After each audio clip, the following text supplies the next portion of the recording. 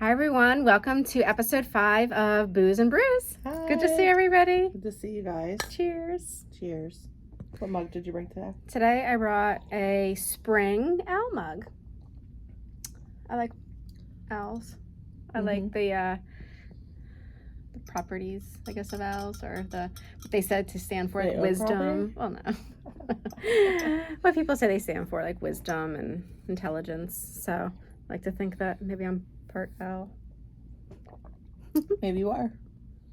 You have wider eyes. Well, that's a problem. That'll be the still shot, by the way, that YouTube picks for me when I just did that weird thing. That's what's going to come up. Time will tell. I'm telling you. All right. Tell our audience what our topic is today. Well, I was going to talk about my mug. Oh, I'm sorry. I mean, you're going to skip over the whole Brews part. It's just not my mug. Anyway, I brought my Banff mug. This is from the Banff National Park in Canada, in Alberta. We went there, like almost 7 years ago. 2017. It was amazing. And so shout out to my Canadian friends. We love you. Love you. It was beautiful, it's the most amazing spot. Go there. Yeah, for sure. Go there. If you're into, well, you would be into this stuff because you're watching us. So Lake Louise in Banff is very renowned lake. It's you probably have seen it in like screensavers and stuff. Like that's how pretty it is. But they say that Archangel Michael lives there, right? I think so. Yeah, it's like one of his visiting spots in the planet. So angels only have certain spots. I guess it's like their home, like the owls. Yeah. Anyway, they say it's frequented by Archangel Michael because of its beauty, and so it's very spiritual and powerful, and it's really neat to. I see you with the eyes. It'll move you to go there. I also liked Emerald Lake. That was really Emerald Lake was really nice too. And Lake Moraine. Lake Moraine we didn't get to go to because it was already closed for the season. So season apparently begins sometime in October. It does. Where they close roads that can be more dangerous because the weather is a lot different than it is than where we live. Glacier Highway. Yes, the Glacier Highway. I really, really, really liked Pado Lake. That was amazing colored water. Everywhere we went, it was just. I keep saying, like, I really like this. I really like this. It was really neat. It was a really cool trip. An elk walk right onto the property where we were staying. I mean, seemed super gentle, as if you could approach it. We did not, but as if you could. Up there with my camera. Like the lady with the rams. With the rams. There was rams in the roadway, and this lady was really. There was a traffic jam because of the rams. All right, so we're all waiting for the rams. They're standing in the road, and we're in the traffic jam. And then this lady comes from behind us, like runs between the two lanes of cars that were stopped, so it's not like moving traffic. But she runs between us to get to the rams. To get to them, like charging rams is what she was doing. Yeah, and I'm like, with her iPad, like taking pictures. I mean, it was not. I mean, phones are kind of big now too. Anyway, we started videoing her, thinking that was going to be the better video. But I mean, thank goodness she was safe. She was fine. But it still was like, whoa, don't do that. Yeah, don't do that. Don't charge the wildlife. It's kind of bizarre. Anyway, it was quite an amazing trip, and it's a place that I would love to go back to and see again. But yeah, so today I was going down memory lane, and I was like, this is going to be my mug for today from Banff. Really beautiful place. We did a lot. There was a lot to do. Absolutely. A lot of nature things. So we they had a really, really pretty downtown area, and a fun little like just I don't know, and like at the end of the street, looking far out into the distance, is the mountains, and I'd never seen mountains like that before I went there. These are the Canadian Rockies. So if you're kind of curious where we are exactly, it's the Rocky Mountain Range into the Canadian Rockies. It's above Montana. Super pretty. Yeah. Super pretty. Definitely. Well, I haven't been to Montana yet, but we've got the Banff. Anyway, so that's enough mugs, right? Mug talk. Yeah, Brews. Enough of mug shots. You're going to see that she's going to do that. I'll figure it out. All time. The whole time, yeah. So today we wanted to talk about shadow work. Kind of sounds scary, right? It does a little bit. It sounds a little mysterious, a little dark, whatever. Not really. I mean, we obviously all have our own shadow, and it's a reflection of ourselves. So Shadow work is not meant to be scary. It's meant to really take a look at a lot of things, but it's about you. I like to think of it almost as the lack of where light is shining because of the shadow. Sure, that makes sense. Yeah. Yeah. So like we all maybe have things our that own are light. not obvious. Yeah, exactly. Yeah. Like, so we all have our own light around us, right? That create the shadow. So, but what is the shadow? The shadow is things that we're not looking at all the time. It is dark, but it's kind of hidden in there. It's not as obvious to us as to like what is in our shadow, because you can't see all the details. You just see kind of like the shadow move by itself. So when we talk about shadow work, what we're really talking about is our belief system. And we all have stored traumas and emotions and beliefs that we've picked up along the way in life. Like that's how we've gotten where we are. That's how we are who we are, and mostly how we function and how we've created our lives. And most of the beliefs that we have are inherited. They come from our parents. And where did they come from? They came from their parents and their parents. So it's passed down into this lineage. And if you want to evolve and you want to ascend and you want to self-growth, self-actualization, like whatever term you want to coin to say that you are working on yourself to become a better person, it really does involve taking some time to look at those beliefs, look at what's in the shadow, because they compose who you are, a shadow of who you are. But is it your true self? And that's what we want to find out. Like when we're doing the shadow work, is it who you really are, or is it who you were impressed upon to be, like who you were told to be, who you were molded to be? And they can be really hard questions as you start to dig into, why? Like, why am I like the way I am? Why do I react the way I do? Why am I triggered the way I am? Why do I, what makes these predictable patterns for me? Mm-hmm. And then deciding if they're serving me. So I think that's the other huge piece with the shadow work is once you figure it out and once you uncover parts of that shadow and deciding, is this who I want to be? Is this, I can choose, right? Like, so a lot of what we're doing here on this plane and I call this Earth School. Anyway, I just feel like it's, our souls belong home somewhere else, and we're here on this planet learning. And I don't know if this is really off topic, but how I've seen it, how it's come across to me as a medium through readings, is that I almost feel like when we're on the other side between lifetimes, which is where home is, and we decide what we're coming back here for, what we're being reincarnated for. To me, it's almost like a syllabus. And I feel like each time you come here, it's a different class. Like you're coming here for a different class. We've talked about my lengthy education, so it's not surprising I make this analogy. But I feel like it's like, a syllabus of our life, and here's the objectives of what we're here for and what we're going to be doing in this lifetime and the lessons that we're going to learn. And we agree to this contract before we come back into this lifetime.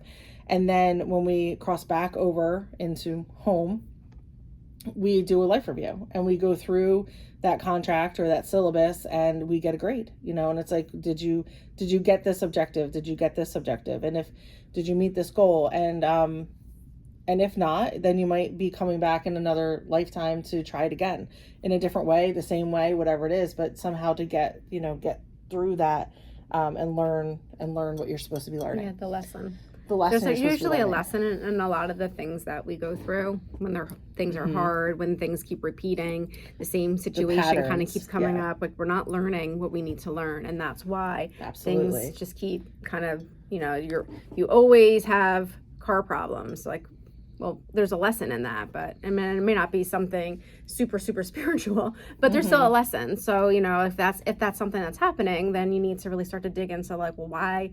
What is it that's happening? What is the pattern? And look at that kind of thing. Or you always find yourself in the same kind of relationship, or the same type of behavior has been happening in your life, or like what do you? That's where you have to take a step back into the shadow and say like, what am I supposed to be learning here? Like, am I supposed to be learning something and moving forward from it? Like, how do I apply this better in my life? Because once you identify those patterns, the patterns will stop. Other patterns may emerge because now you're working on something new. But the hard part, I think, of this lifetime is remembering to not become a victim of it. You're not a victim. You're not a victim of things that are happening to you. And I don't mean that to discard anyone that's been through a horrific incident or crime or something like that. But I'm saying, like, as far as like patterns in your life, looking at it and saying, like, rather than woe is me being a victim, what can I do to empower myself and make a change in my life? And when we do that shadow work, that's what it is. It's really looking at, you know, we've been told that we are a certain, I don't know, stereotype or religion or have a certain belief system, and it's starting to, as you get older and you start to question, is this who I want to be? Like, do I want to continue these traditions, or is it in my power to change them? Is it what you actually believe? Is it really, you know, what like you believe? Like that's what I was going to say as part of the contract. That's where I was going with that. Sorry, I lost my train of thought. Is that most of the time I feel like our adulthood is spent like unlearning. So we're unlearning all the things that we were taught to try to decide if that's who we are. When we strip all those things away, like, who are we? Like, who are we at the core? So we're unlearning and identifying those beliefs, and then really trying to piece it together to decide for yourself, what kind of life do I want to lead? And sometimes the questions are really hard, and sometimes they're not. But I think that part of shadow work, I kind of stumbled into this shadow work, and I don't even know if I knew what I was doing when I was really starting to do the shadow work. I'm going to say, like, I feel like a lot of it kind of stems back to probably when I got divorced, I'd say, because, you know, up until that point, I feel like I was living a predictable kind of life. Like, you know, you go to college, you get engaged, you buy a house, you get a dog, you get married, like, we're checking all these boxes, right? So I'm checking these boxes off because this is what I've been taught. Like, it's not a bad thing. This is what you do. But this is what I am, where I, you know, this is what you're supposed to do. And I was doing it. I was doing all of those things. And then I hit this wall where I was like, it just doesn't feel right. Like, something about the whole situation just didn't feel right. Like, I wasn't moving in the direction I wanted to move, and I didn't really know why. And it took a lot of self-reflection and, you know, really trying to uncover, like, well, why did I want to do this? Why did I want to follow this path? Because I was told to, because I thought it would be the right thing, because I thought I would have a different outcome. And, yeah, and that's where I really started to, I think, question things. Like, what did I really want in life, and how did I want to get there? And was it about, like, what was it about? Was it about money? Was it about love? What was it really about here? What am I trying to achieve? And I think I started kind of diving into some of those deeper questions. And then as I started to date again, I was challenged even more, because it was, you know, now I have another chance. I mean, you can have endless chances, right? But in my head, like, this is like another chance to build something different than what I had. Like, do I want to repeat what I had? Because I might as well have just stayed with what I had, right? So, but how's it going to be different? And I remember one of the pivotal moments, and it sounds like kind of cheesy, but it's not. It wasn't to us, where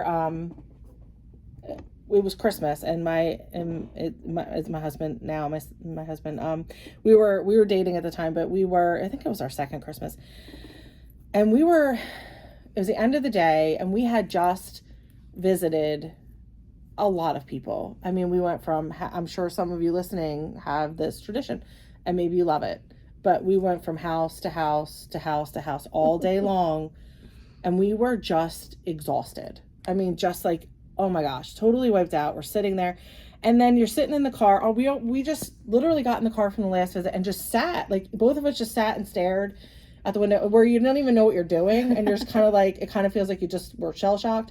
And we both admitted that we were, oh, man, this is really exhausting day. We're really tired. But we also, I think, both felt like we didn't enjoy the day, like, so much with each other. It was like, it wasn't exactly what we wanted. It was kind of what everybody else wanted. Like you're supposed to be here, you're supposed to be here, you're supposed to try visit grandma and grandpa, visit this grandma and grandpa, this visit aunt. this aunt and uncle, visit. And it's all wonderful and sounding, but like inside it kind of was like, I don't know if I really want to do this.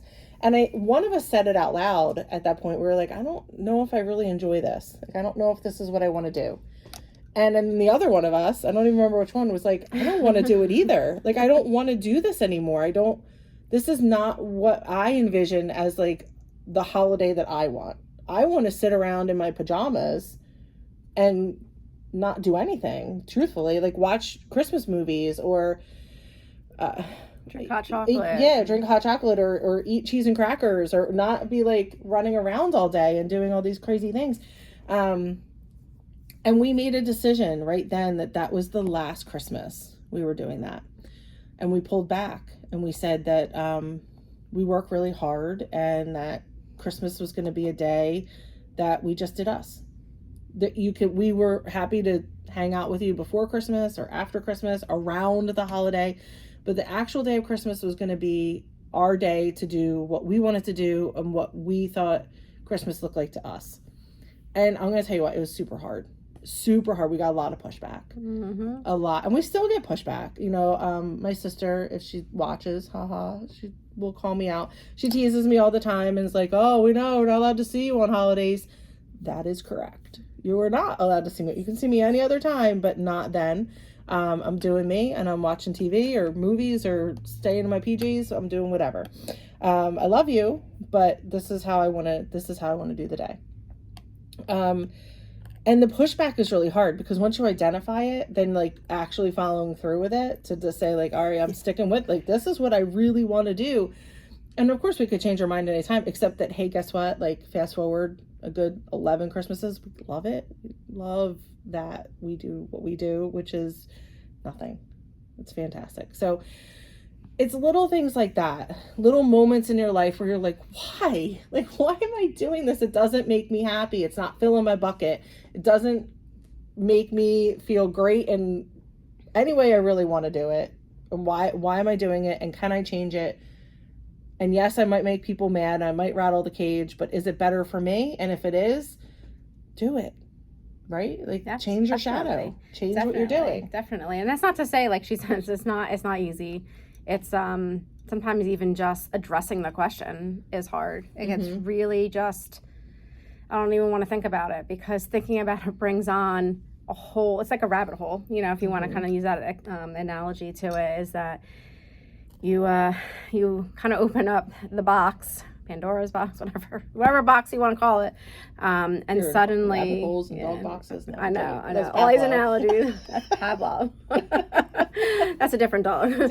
But yeah, you really start to go down a road, and if you're not ready for what you start to uncover, it's alarming, you know, where you're just kind of like, oh my gosh, like there's like a lot of things attached to this one thing. So it's not just this thing, because this thing's going to have all these pieces. So to use Cheryl's story with Christmas and that running around all these houses and doing all these things, that's the thing we're talking about. But attached to that are all these other people, scenarios, situations, like things that are all kind of, so like you start to mess with this, and now you're like, all these offshoots that are part of that start to also become affected. And that's, you have to be ready. You do.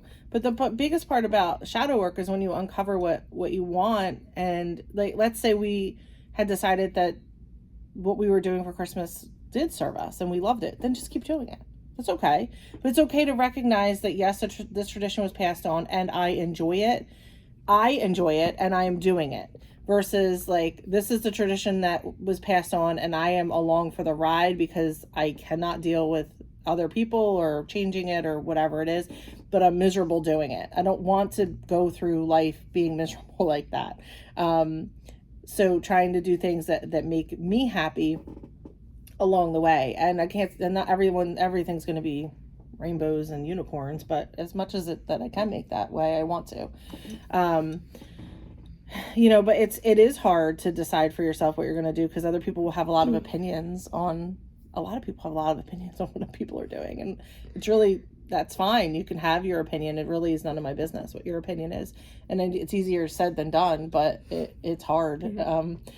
But yeah, like once you start to decide, like, is this working? Is this serving me? Is this tradition? Is this belief? Is this the way I am serving me? Yes or no? And then if not, making a changes. But sometimes just shining that light on it, you know, and you might not solve this in like one car ride or one day, but once you start shining that light on it, and you're like, oh, huh. And a lot of times what we start to recognize is that we have a lot of emotions attached to it. Like a lot of we call them trapped or hidden emotions, because you didn't even know you felt that way about it. Yeah. And one of the best ways to start looking at shadow work in yourself is look at what triggers you and why. Like, why is it triggering you? And really kind of dig on it for yourself and be like, well, why every time somebody says something like this do I get upset or mad? What is that showing me about myself and my shadow? Like, what is inside of me that I need to look at and focus on and shine that light on to say, like, oh, I see that, I recognize that in myself, and what do I want to do about it? Something, nothing, that's totally up to you. Yeah. So you know, it could be I don't want to say it's easy, because none of it's easy, as like looking at things like traditions, but it can be even bigger things, like, you know, why you're behaving a certain way, or why you feel angry all the time, whatever it might be. So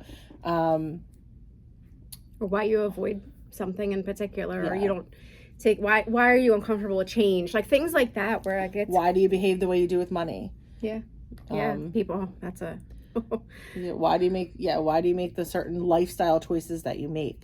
I mean, the why do you structure your day the way you do? Like, I mean, it's just really endless as far as starting to look at it and deciding, you know, for yourself. And it's really hard to then decide, am I deciding this for myself based on what I've learned and researched and understood, or am I deciding it based on what everybody else thinks?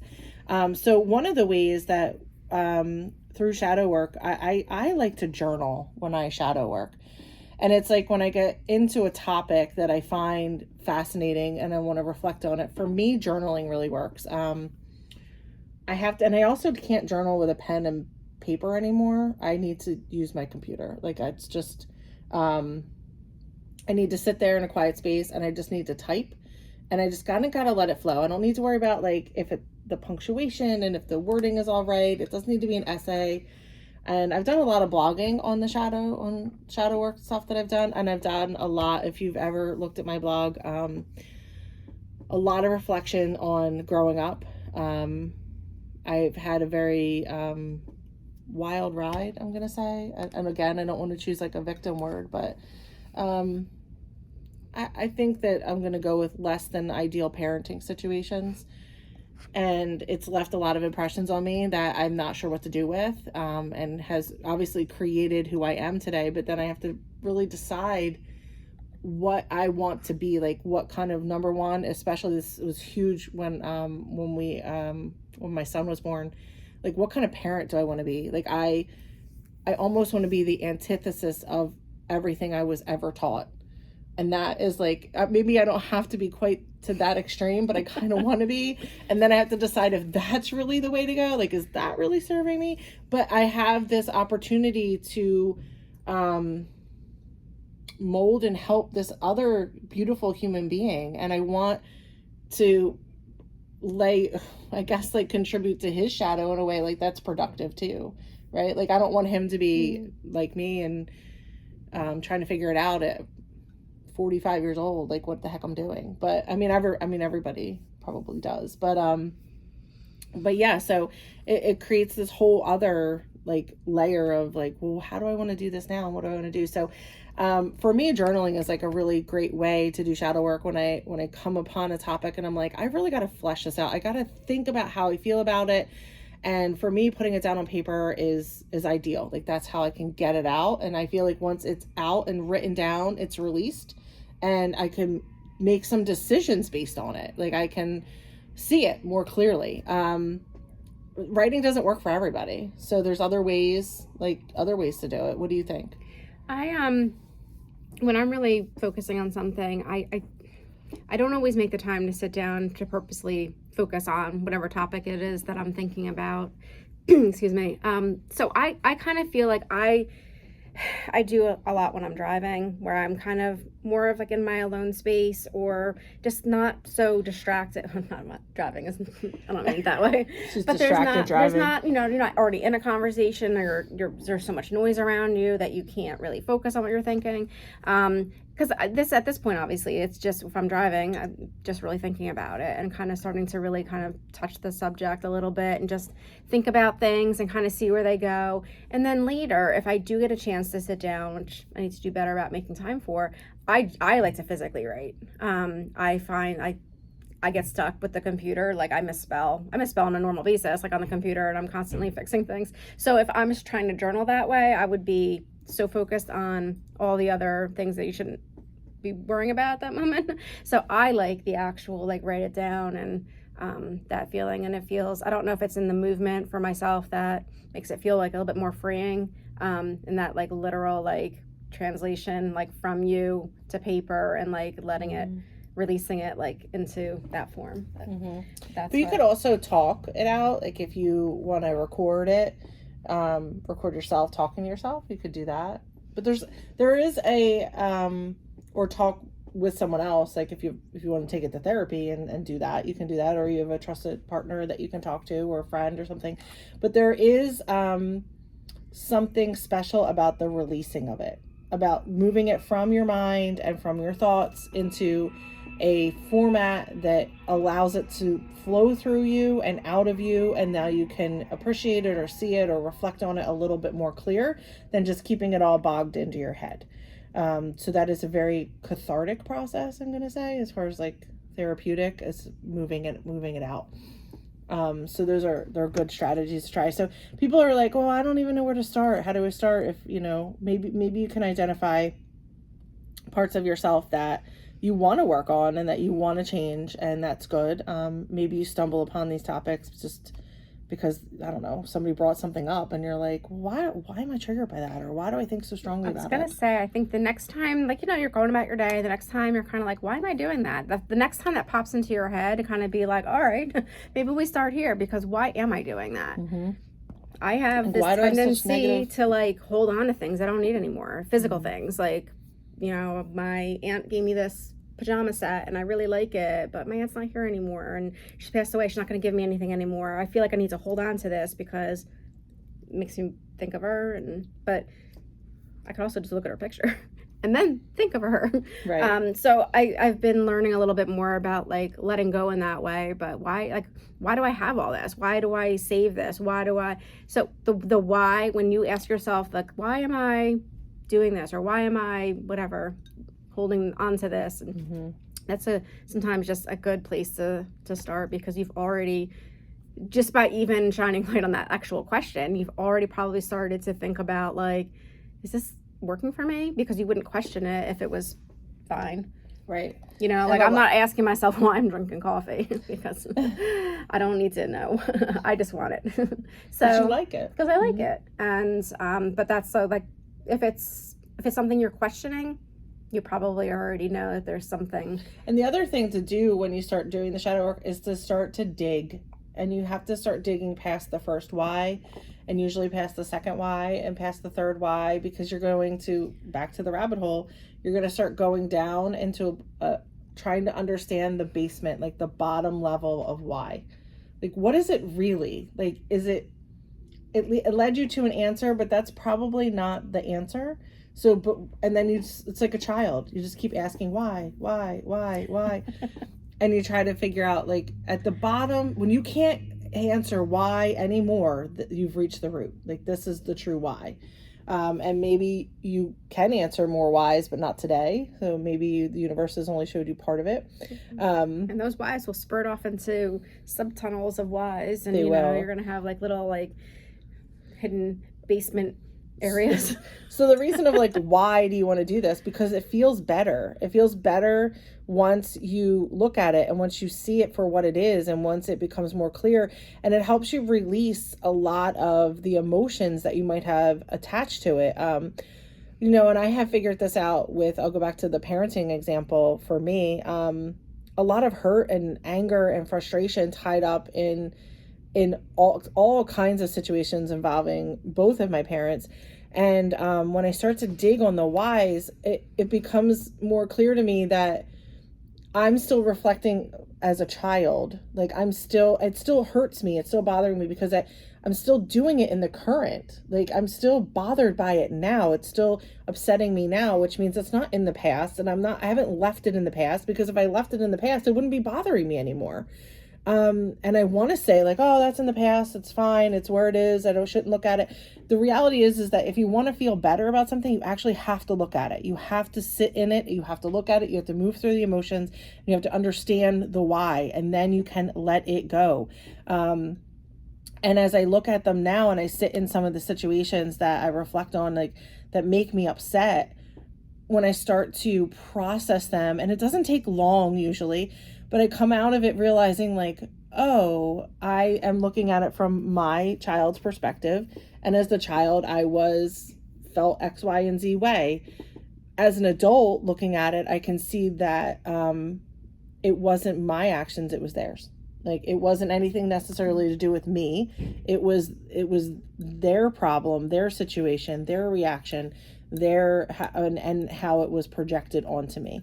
And I can walk away from it feeling differently and understanding like, okay, well, I see that from a different way now, and I can let that go, because I can see that maybe they didn't make the best choices as parents. We just assume they will because they're parents, right? But maybe they didn't make the best choice, and I can see that now. So one of the things that we do, I really love our shadow work class. I love it.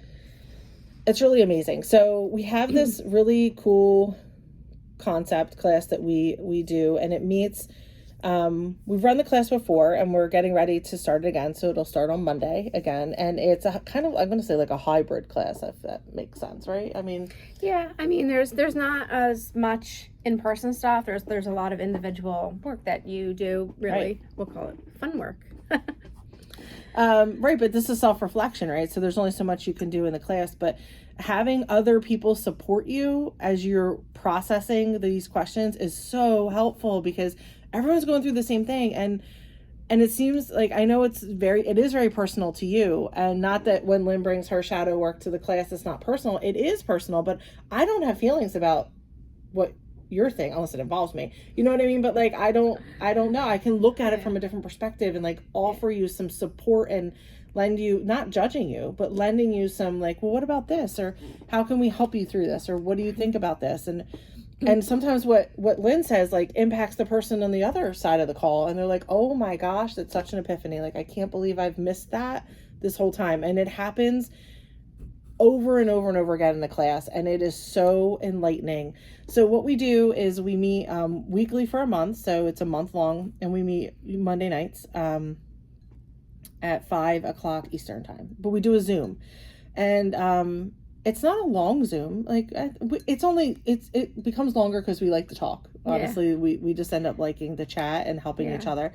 But it's intended to be, about a half hour where we, every week we work on different questions. And so every week there's 2 different questions that are presented, and everyone, it's like, all right, here's the question. All right, go. You're off on your own. And then we have a Facebook group also with the same people who came to the Zoom. It's a private group. And then you go into the group, and I post the questions in there again, and post like prompting questions to get you thinking about like, let's dig on the why, like let's think of this further. And then we check in with you guys to say like, how's it going this week? Like where are you? Like, have you thought about it? Have you blocked it out? And if you haven't thought about it at all, why? Like, do you not want to think about it? Do you know the answer to this already? Like, where's your head on it? But there are questions like, are you worthy? Like, what kind of things do you love? How do you view your time? Like, what makes you flexible? What makes you inflexible? And you start to be like, oh, these are all tied together. I see it. Ooh, yikes. And it's fun when one comes up and it's feels more metaphorical for you compared to like the literal question. So it's interesting because you can take it whatever direction makes sense to you, or you want to, or Yeah, you can. And everybody's interpretation of the questions are really different too. But then we have the week to work together where everyone's doing their own reflections, and share if you'd like. You share in the group if you want, when you're comfortable sharing. And then everyone is super supportive, and they'll chime in if they have something helpful to say. And then the next week we reconvene on Zoom and we talk about the week before, how it went, what our process was. Did you write it out? Did you talk it out? Did you, go to the gym and pound it out on the pavement or something? Like, how did you figure out where you are with this question? And if you haven't, can we support you in it? Or is this one that doesn't work for you? And then so we talk about all that, and then we pull new questions and we charge ahead and we do more. And the topics this past time, the 4 weeks that we did it, when you write them down in conjunction, they all like tied together so nice and neatly. It was quite awesome. It was interesting. Yeah. So a lot of folks who have done the shadow work group like continue to do it. So we run it for a month and we take a couple weeks off, and then we run it again for a month. We take a couple weeks off. So a lot of folks are in this group for the long haul, more or less, because they want to learn. Like they want to step into their own and feel their power and be empowered and learn how to set their own boundaries and feel good about where they're going in life and feel like they have a purpose and a true sense of themselves.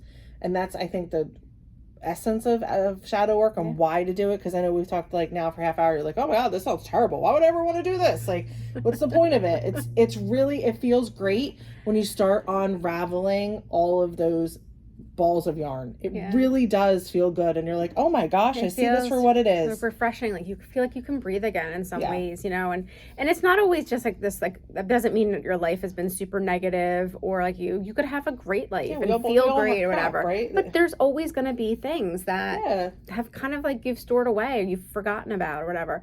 And not to say that bringing them up and bringing them to the surface is going to make your life crappy now. Like clearly that's not what we want to happen for you. It's going to just make you feel even more free. Like the idea of just letting it go, not being weighed down. Yeah, and not constantly living in this pattern loop of behavior that makes you frustrated. Like you're unraveling all that. You're letting all that go. You're deciding for yourself, hey, this is what I want. This is how I want to be. Or I don't like that part of myself. I'm going to do something completely different and commit to it, because now I can see that. And that's not how I want to be portrayed or how I want to act or whatever it is. So now I can switch those thoughts in my head and I can be more productive for myself. And it's amazing sometimes how you can kind of unravel something that you had no idea really affected you. Absolutely. I mean, there could be something that happened in 6th grade and you don't remember because, whatever, it's kind of tied up in a box somewhere or whatever. Not even something that seemed super impactful at the time. But like when you start to like unravel and it comes back to like this instance, whatever, it's kind of like, wow, I wouldn't even have thought that. I never would have been able to just say like, oh, well, when I was in 6th grade, blah, blah, blah happened. And that's why I do this now at 40, whatever years old. And it's really interesting you say that. Like an example of that for me was, my son was little on the playground. I'd say he was probably about 4. And I was watching him on the playground. And he went up to these 2 girls who were older than him. A couple years older, and they were playing amongst themselves, and he went over to them, and right away I was like, oh, my stomach started to kind of like, oh boy, this feels uncomfortable, right? So he goes over to them and he says, hi, do you want to play? And they said no. And I don't blame the girls. Like, first of all, they were older than him. And they were already playing, and they don't want a stinky boy in their whatever they're playing, right? Like I get it. Like, I totally know why the girls said no. At the same time, my heart drops for my kid because I'm immediately upset. I'm already like ready to cry about it, and I'm tearing up, and I'm like, oh my God, he's going to be heartbroken. And you know what he does? He goes, okay. And he turns around and he runs away, and he goes and finds a stick and plays whatever he's playing, Wizard or whatever he was doing. It had 0 impact on him. 0. He did not that he didn't care, but he didn't let it bother him. Yeah. He was like, all right, that's cool. You guys are doing your thing. I'm going to do my thing.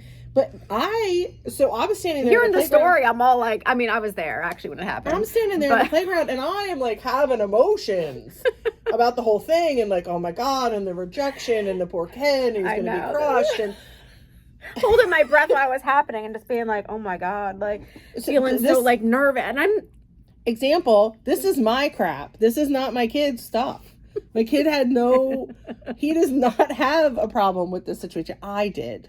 And when I start, that's a shadow situation there where it's like, why? Like, why did I have that immediate and instant dread and reaction and like visceral sickness and oh God, because things happened to me throughout life where I didn't take it the way he did.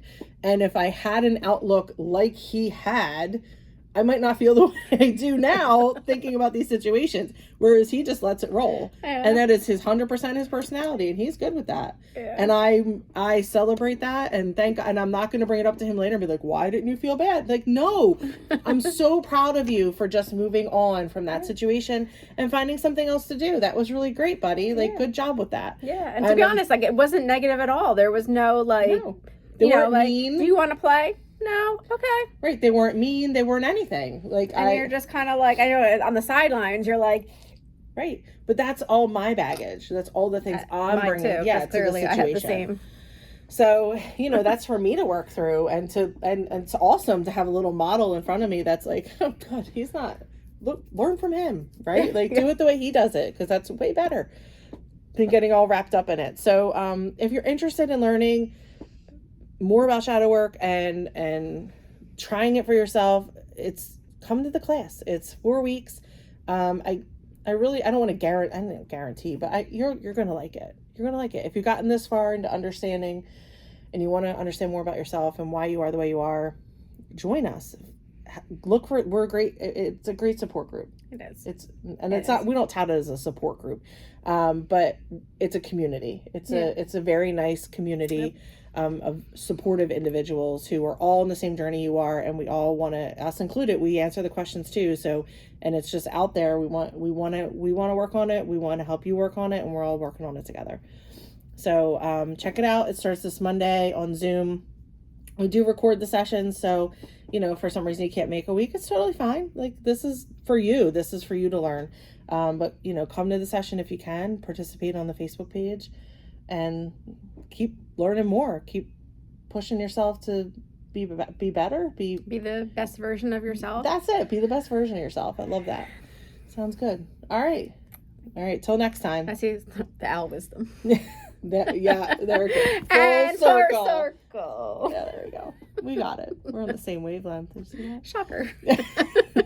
All right. Have a good week, 2 weeks, and we'll see you soon. We'll see you soon. Bye, everyone. Bye.